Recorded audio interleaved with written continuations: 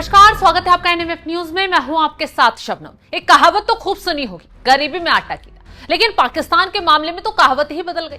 यहां तो गरीबी में आटा भी गीला और चूल्हा भी बुझ गया। एक तरफ ईरान इजराइल में जंग के बीच पूरी दुनिया सहमी हुई है, क्योंकि तेल गैस की सप्लाई के रास्ते हॉर्मुज स्ट्रेट को ईरान ने बंद कर दिया है। पाकिस्तान भी इसकी जद में आकर तड़प रहा है, क्योंकि मानो पाकिस्तान की किस्मत में तो सिर्फ त्राहिमाम त्राहिमाम ही लिखा हुआ है। पाकिस्तान का तो वो हाल है कि एक तो कोड़ ऊपर से खाज, पहले से ही दाने दाने के लिए मोहताज था। कर्ज के बोझ तले दबा हुआ ये मुल्क अब गैस की एक एक बूंद के लिए तरस रहा है। अभी कल तक तो ये अफगानिस्तान के हाथों सरहद पर पिट रहा था, हालात बिगड़ रहे थे। दूसरी तरफ हॉर्मुज स्ट्रेट बंद हुआ, तेल गैस के लिए तड़पने लगा। और अब देखिए, सऊदी अरब ने अपनी डिफेंस डील की याद दिलाकर ऐसी नकेल कसी कि पाकिस्तान के हुक्मरानों के पसीने छूट गए।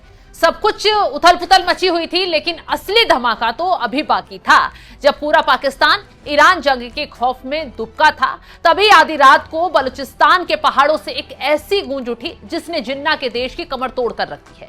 जिस देश के पास खाने को रोटी नहीं, अब उसके पास उस रोटी को पकाने के लिए गैस भी नहीं बचा है।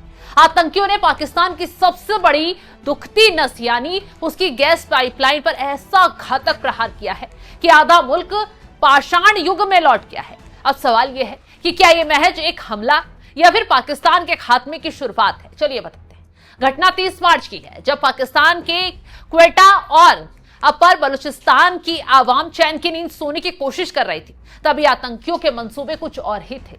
हरनाई जिले के अख्तराबाद इलाके में, जो वेस्टर्न बाईपास के बिल्कुल करीब है, वहां अचानक एक जोरदार धमाका हुआ।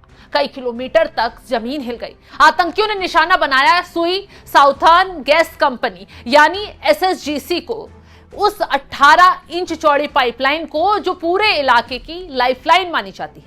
धमाका इतना जबरदस्त था कि लोहे की जो मोटी पाइपलाइन थी वो कागज की तरह फट गई। बम डिस्पोजल स्क्वाड की शुरुआती जांच में जो सच सामने आया, उसने पाकिस्तान के सुरक्षा दावों की धज्जियां उड़ाकर रखी है। आतंकियों ने पाइपलाइन के ठीक नीचे आईईडी प्लांट किया था और रिमोट से उसे उड़ा दिया था। उसके बाद जो हुआ, पाकिस्तान के लिए किसी डरावने सपने जैसे कम नहीं था। एसएसजीसी के प्रवक्ता बदहवास होकर मीडिया के सामने आए और बताया कि धमाके के बाद गैस का रिसाव इतना तेज था कि आग की लपटें आसमान छूने लग गई थी।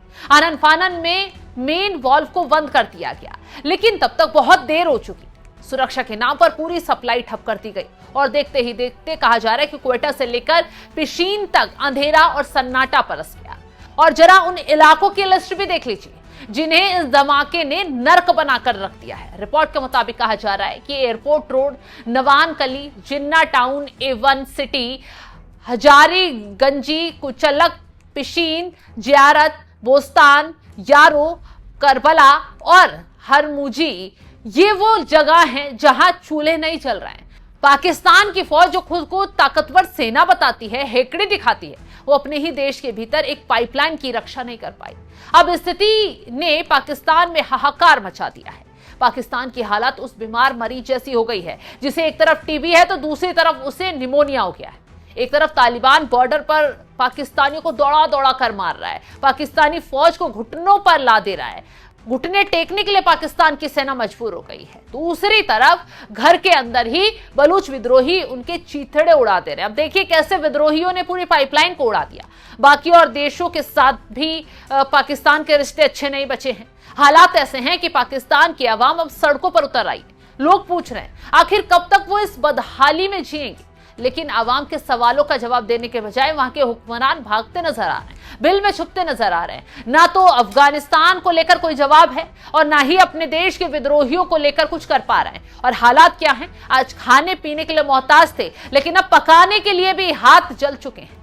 फिलहाल जो स्थिति पाकिस्तान की बनी हुई है, उसको लेकर आप क्या कुछ राय रखते हैं? कमेंट बॉक्स में जरूर बताइएगा।